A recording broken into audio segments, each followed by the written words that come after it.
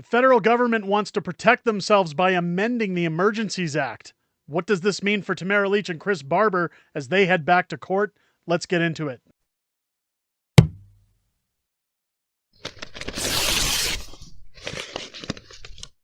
Oh, yeah!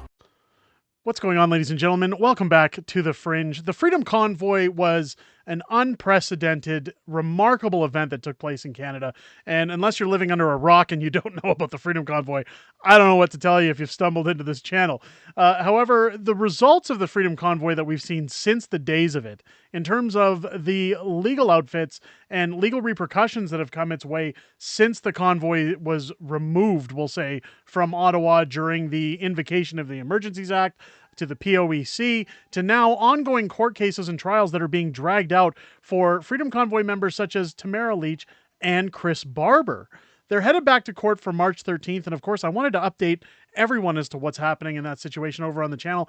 But as things are starting to heat up, we've not only seen the POEC or the Emergencies Act Commission go through, as well as testimony, but now a federal judge ruling that the Emergencies Act was deemed, quote, illegal. And now, of course, we have political MPs backpedaling over what the use of the Emergencies Act entailed. Now, here, of course, before we get into what's going on with Tamara and Chris, we see here True North reporting via Bradshaw. As Bradshaw, friend of the channel, says, Trudeau and all his minions out today looking like fools. Trudeau uses his minions as deflections, but we already know this. So what is Trudeau doing? Whatever it is, it must be bad for us. Now, it says here by True North, NDP leader Jagmeet Singh says he's concerned that the Trudeau government is delaying actions recommended by the Public Order Emergency Commission. Now, why wouldn't Jagmeet Singh just simply vote for no confidence and call an election? Well, we all know he needs that glorious pension that he's going for. But let's hear what Jagmeet has to say as he struggles to find the words. Dominic LeBlanc was out this morning saying they're going to be launching consultations on bringing forward amendments to modernize and change the Emergencies Act. What's the NDP position on this? Does the Emergencies Act legislation need to be modified through amendment? Oh, absolutely. We from the beginning said that we need to be very open to any recommendations and improve the legislation based on the recommendations we receive. We supported the procedure that called for a public inquiry, and we supported the findings of the public inquiry. And what we're disappointed in is the fact that Liberals haven't released a timeline or clear steps they're going to take to put in place those recommendations. We should be listening to the work of the Rouleau Commission. That's the whole point of having the commission. For too long, we've seen the Liberals get a report and a recommendation and then shelve it, allow it to collect dust, and never put in place those recommendations. That's wrong. We need to actually follow through on what's been recommended. We know that even implementing the Emergencies Act itself was a recognition of the failure of all levels of government to respond to what was going on across our country and in Ottawa.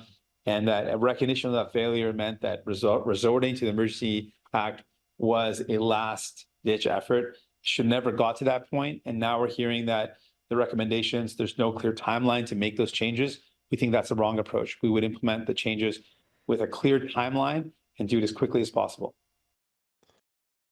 What Jagmeet Singh is spewing out of his mouth, aside from word salad there, is that the government aims to amend the Emergency Act, which essentially would say that they want it to state that they're welcome to enforce the Emergency Act whenever you protest something they don't like. At least that's all I can derive from any suggestions that would have come from the POEC. Certainly there's no discussion about the threshold being met. Surely Jagmeet Singh doesn't want to talk about a federal judge ruling that, of course, the use of the Emergencies Act was illegal. No, we need to talk about how we can amend so that we can cover our behinds should we ever want to suppress Canadian citizens again.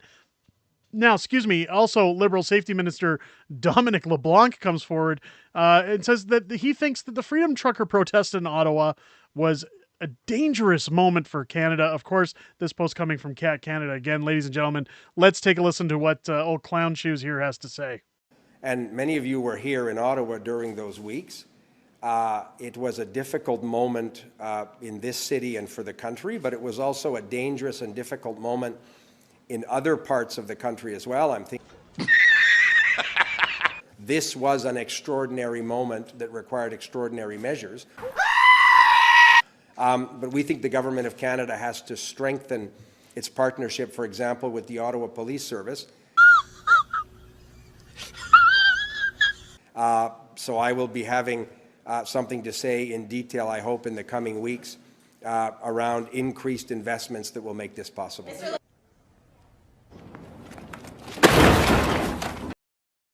What we can get again from this word salad is essentially the Liberals are scampering and scurrying for anything they can find to incriminate any remnants of the Freedom Convoy. Of course, as I said at the beginning of this video, the Freedom Convoy, I guess, labeled leaders. Let's keep in mind again, this was thousands of truckers who descended upon Ottawa for Canadian human rights. And of course, Chris Barber and Tamara Leach being used as I guess, the label of ringleaders, headed back to court. Now, keep in mind, we've talked about this to great extent in other videos, that this trial essentially has been dragged out for almost half a year. We've seen Chris Barber and Tamara be told back in August that the due date for this course or this case to wrap up was going to be the beginning of October. Then it was pushed to November, then till the end of December, and now they're headed back March 13th into court. As it says here, convoy leader Chris Barber gears up for the fourth leg of trial. Now, I just wanted to cover this so that everybody understands the extent of what Chris and Tamara are headed towards. It says here, an organizer for the Freedom Convoy says legal bills are mounting as he leaves his Saskatchewan home for Ottawa to attend the fourth leg of his trial. Now, Chris has been very forward to say that, of course, anything that he can get in terms of donations, I will have a link below to Chris Barber's I guess it's not really a GoFundMe, but it's a donation in order to help with his legal assistance. Essentially, his business was crippled, much like many others, after the Freedom Convoy. His bank account wasn't just frozen. Essentially, he's had to have his son take over for his trucking company in order just to keep a roof over their head and to keep things moving. Now, this, of course, has driven Chris crazy, and he's an amazing man. I'll tell you, from the many times I've sat down and talked with him, I can't say enough nice things about this gentle giant, and I wish him all the best. But life has been tough. But let's continue. Chris Barber and Tamara Leach are on trial for charges of committing mischief, obstructing police, and counseling others to commit mischief, and intimidation. In an interview with former MP Derek Sloan on the Rumble channel, Funding the Fight, Barber said the trial, which began September 5th, has involved plenty of travel, accommodation, and legal expenses. He estimates that the legal fees for his lawyer, Diane Magus, has been upwards of $80,000. The last bill I saw was just about $20,000 that we were behind, Barber said. Nothing from the Justice Center for Constitutional Freedoms has been helpful. We're supposed to have 16 days of trial in total. We're on day 34, I believe now. If we have just a hearing for a few hours, we'll sit on Zoom. But for the most part, if it's anything over a day, lawyers want us present in the courtroom. So again, Chris Barber being told to leave his home in Saskatchewan and drive all the way to Ottawa anytime court has to proceed for more than a few hours. And of course, then they break it up. They send him home. This is all part of the government's plan to just draw this out and make it as inconvenient as possible. Keep in mind that when Tamara Leach goes to court in Ottawa, she also has a red zone, which she is not allowed to enter, walk around in. It's almost like she's on quarantine when she goes to Ottawa.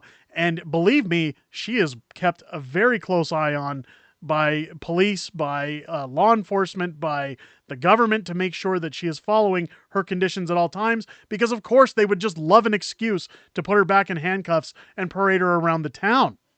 Barber said the majority of evidence used against the concerned social media postings by Litch and himself, or those who've responded, people should be a little bit nervous about the amount of things that people post online and how the government can use that against you, Barber said.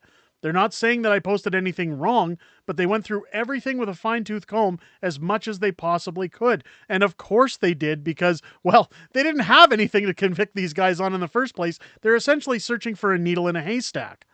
Barber will have a hearing on March 7th, followed by trial dates March 13th through the 15th.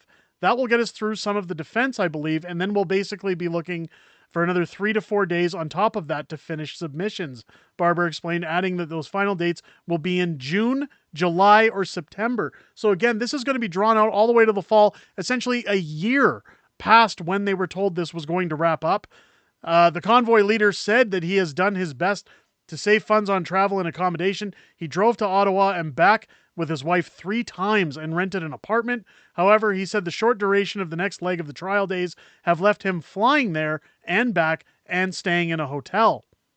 Between all the lawyers, between Tamara and myself and our legal fees all added up, what we've paid will be close to $750,000 here by the time the dust settles, Barber said. Barber's 20-year-old son has been running the trucking business, as I mentioned earlier, as his father handles the legal issues.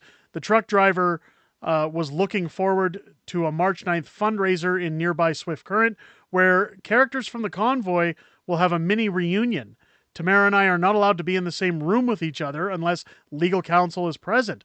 So we have legal counsel. She's going to have a little bit of the night with her band on stage. We're going to have Shadow Davis from Winnipeg come in and MC the evening, as well as Tom Marazzo, Barber said. Those wanting to donate to Barber through Sloan can e-transfer to fundingthefight at proton.me with the password FREEDOM and Chris in the memo. So again, folks, I will post that information in the description of this video. I'm never one to really ask people to contribute anything. And again, should you ever decide you want to contribute to these things, believe me, they are not by any pressure on my end. It is just simply, if you want to help, or if you're in a position to help make a difference for Chris in his legal battles. By the sounds of this, you can imagine the amount of funding required to go to court. And again, this is all within the government's interests to basically ride these guys out. The governments have endless resources, endless funds from taxpayer money that they can drown out anybody who wants to question what they're doing in court. Now, this is more important, I find, than any Rebel News donation that's necessary for court fees or anything like that. This is one of, and the reason I say that is because the Freedom Convoy was the beginning of the end of lockdown measures. I believe that without the Freedom Convoy, we would all still be under great duress. And, well, my hat goes off to these folks. Again, I applaud everything that they've done, everything they continue to do. These are Canadian heroes. And don't forget that once this is done, they still have the provincial court to go through with Paul Champ and Zexi Lee, amongst others, for the tune of, I believe it's roughly $300 million. So their court battles aren't going away anytime soon. And again, I'm not asking for people to donate money, simply saying if you're ever looking for something to donate to where you know where the funds are going, again, all donations are going directly to Chris's lawyer. They're not being handled by a third party, and it goes directly to handling their necessities to get through this court battle.